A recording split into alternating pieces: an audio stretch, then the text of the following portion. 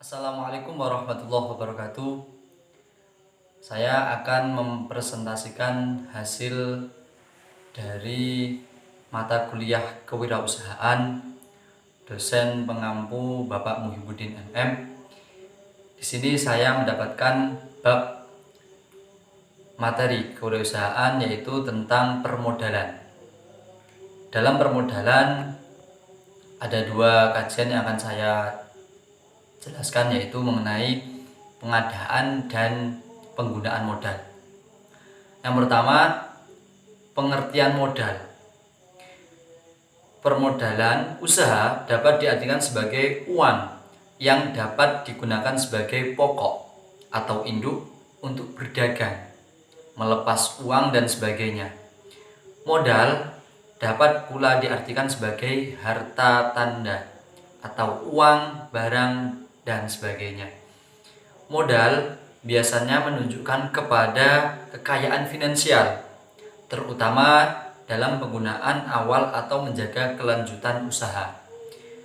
Dalam arti luas, modal dapat berupa alat-alat dan barang-barang. Di sini dalam pengadaan modal, satu, kita dapat dari sumber intern atau internal source. Modal yang sumbernya dari dalam atau internal source, contohnya dana pribadi jika perusahaannya sudah berjalan. Modal berasal dari keuntungan dan dana cadangan. Yang kedua, ada sumber ekstern atau external source. Modal yang berasal dari luar perusahaan, contohnya pinjaman dari kreditur atau investor.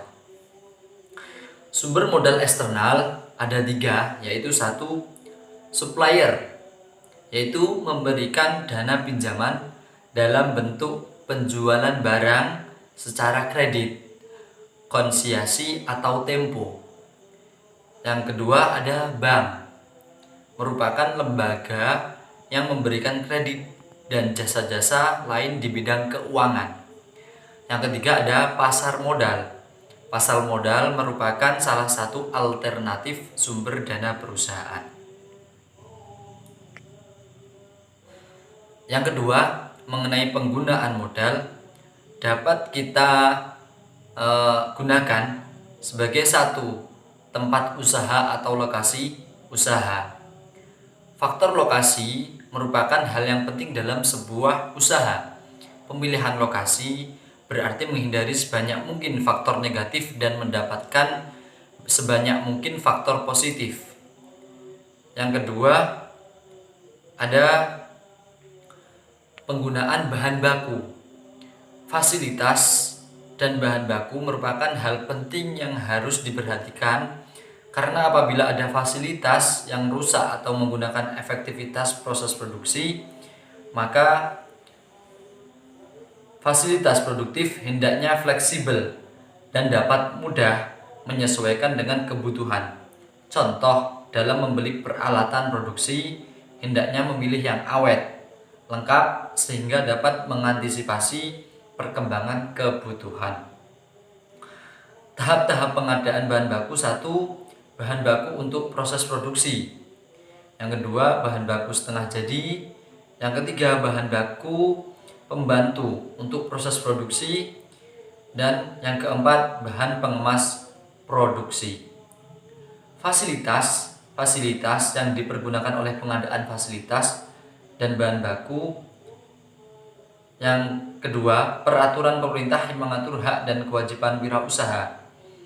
Yang ketiga, kemudahan akan kebutuhan tenaga kerja, kemudahan akan transportasi, kemudahan akan tenaga listrik, air dan telepon, kemudahan akan surat izin usaha, kemudahan akan kebutuhan bahan baku, kemudahan akan dukungan masyarakat, dan yang terakhir ada kemudahan pengurusan. Dalam penggunaan modal usaha, yang selanjutnya ada administrasi kepegawaian. Unsur pegawai merupakan salah satu faktor penunjang keberhasilan perusahaan. Oleh karena itu perlu adanya administrasi yang baik agar tujuan perusahaan bisa tercapai. Mungkin itu yang dapat saya jelaskan. Apabila ada kurang lebihnya, saya mohon maaf. Akhir kata, wallahul muwaffiq ila aqwamit thoriq. Assalamualaikum warahmatullahi wabarakatuh.